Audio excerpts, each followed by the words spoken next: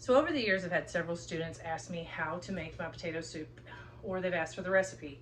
And it's kind of hard to give because it's more of an eyeball it kind of thing versus a set recipe every single time you make it. Plus, it can be different based on if you're going to make it for just 3 or 4 people or if you're going to make it for an entire classroom full of people. So the first thing that I would suggest is today I'm going to make enough for about my family. So we're looking at just 4 people roughly. First tip that I would give you is always choose potatoes that are pretty big. So you want something that's pretty easy to peel. Don't choose the little bitty ones. You'll end up skinning your knuckles for way more time than you want to. So choose something that's pretty big and make sure you have a good peeler and make sure you have a good knife. The first thing that I'm gonna do is I'm gonna peel these. And once I get done peeling them, I'm gonna chop them into about inch little cubes. It doesn't have to be precise. You're just looking for about an inch. You want everything to be about the same size so that it cooks evenly. Once I get done doing that, then I'm gonna put it in cold water, and I'm just gonna put enough cold water to cover the potatoes. Okay, so at this point, I have already cut up 4 of my big potatoes, and I left one last one so I can show you about what I do as far as the dice on the potato. I cut everybody into pretty large, long sections. And then once I do that, then I go into, I stack up about 2 or 3 of them, and I cut them into fourths. So our pieces, they're actually pretty big. You don't want something uber small, otherwise whenever you boil it, it's just gonna disintegrate.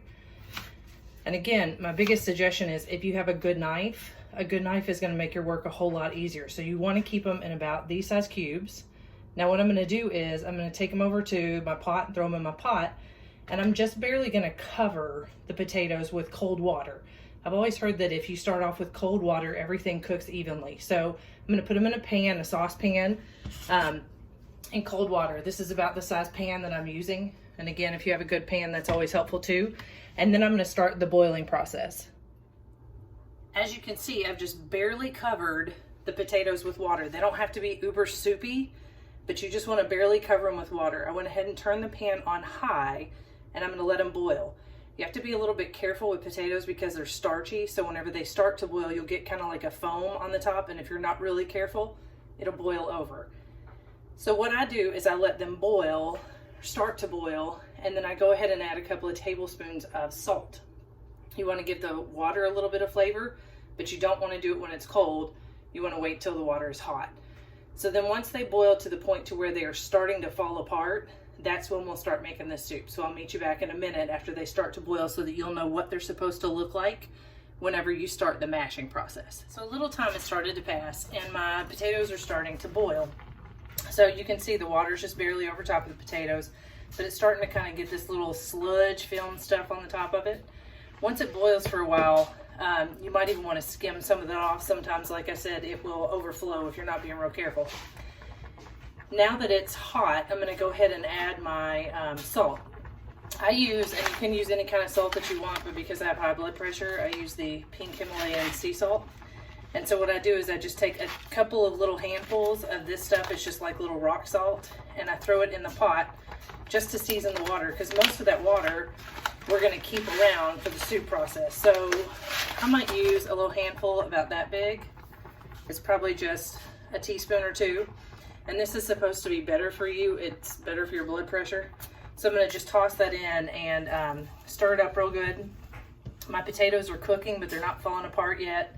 They probably need another good 10 minutes.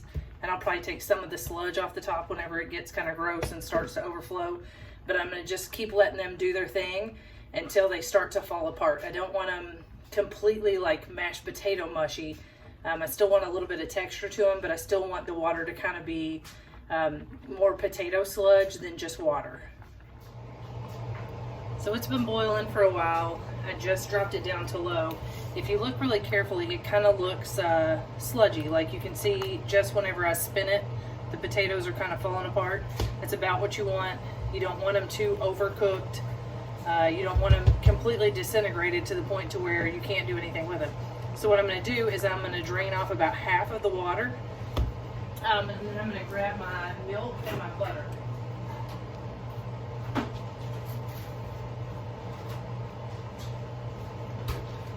Okay, so I'm going to go ahead and drain this water. I also have a masher on hand because I'm going to need that in just a second.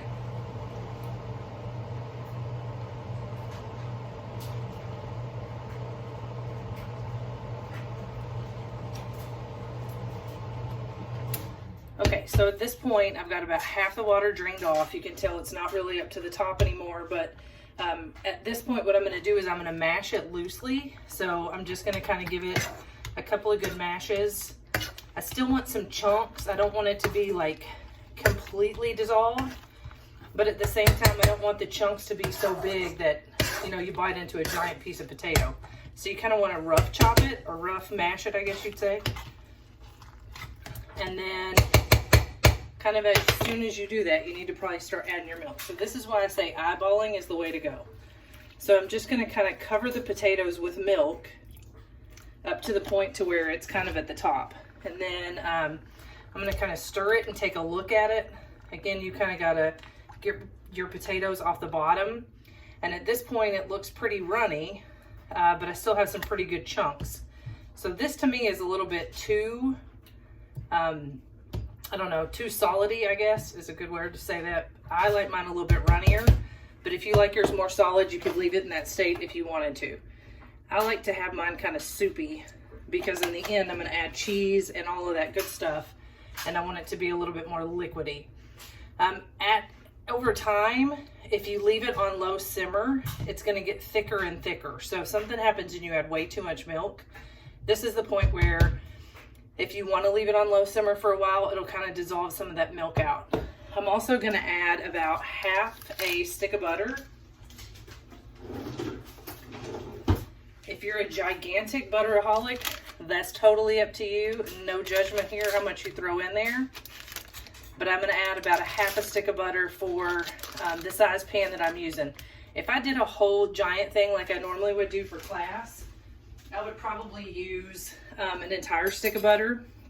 And if you get to the end and you want it more buttery than what it is, then you can always add more. I will also go ahead and add a little bit of pepper. My parents got us these uber cool salt and pepper shakers. They're really handy. And I like fresh pepper. I don't like the other stuff that just comes out of the box. But I add just kind of enough to taste. And what I'm going to do is just kind of leave it on low for a little while so that the butter dissolves. And then at this point, you kind of want to taste it. You want to see whether or not it's as salty as you want or as peppery as you want.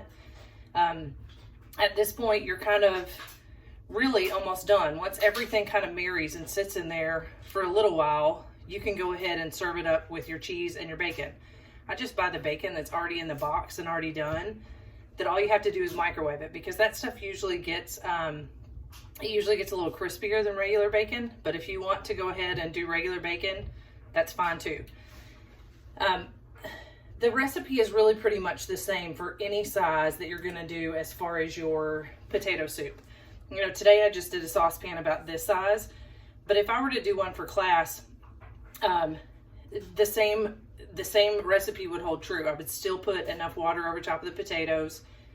I would still kind of eyeball it as far as my milk and my butter and my salt and pepper, just to make how much ever I want to make. If I was going to make it for class, usually I would use anywhere between 5 and 10 pounds of potatoes.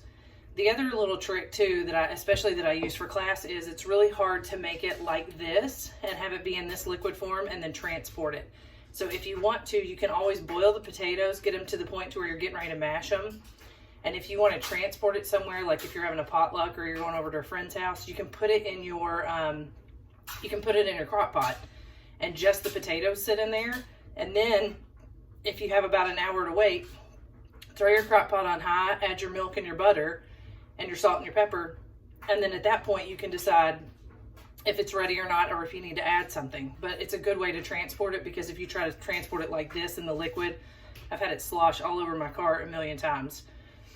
Also, one other thing that you can do is if you have an Instant Pot, the Instant Pot is pretty nice for making potato soup. I can do this at class and make it go really fast. And the only difference is in my Instant Pot, I put the lid on, I do the same thing. I peel my potatoes, I dice them into about 1-inch segments, and then I put it in the Instant Pot and cover it with water. And then I turn the Instant Pot on about 4 or 5 minutes. And then once I take the lid off and everything is depressurized, once you turn it on simmer, then you can add your milk and your butter and then all of the other stuff that you want to add. And you can serve it like that, and it'd be a lot faster than making it like this, or especially if you're going to do it in a crock pot. And it's a good way you can transport it anywhere you want to, and everything works that way as well. I hope that you enjoy making it. I sure have enjoyed making it for my students over the years. It's been a true blessing to be able to share a little something with them that they really enjoy, and something that you guys say that you all want to make for your friends as well. I love you guys. I hope you all are having a great year, and I'll see you all soon. Sorry, that very last thing that we wanted to do, Penny Lou wanted to say hello too. So say hello, Penny Lou.